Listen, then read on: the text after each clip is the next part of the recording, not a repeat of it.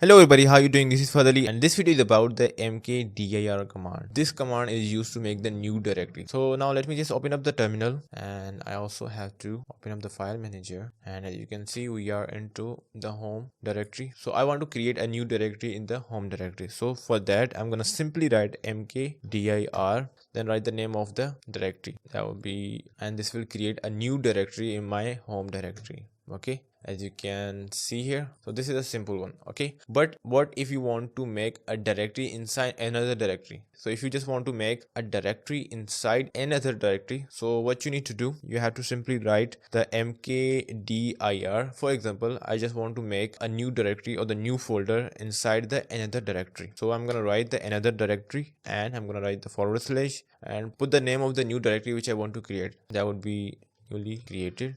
Hit the enter, and now you would see that we have the newly created directory inside the another directory. Okay, so this is how the mkdir command works, and if you really find this video useful, hit the like button and subscribe the channel, and bye bye.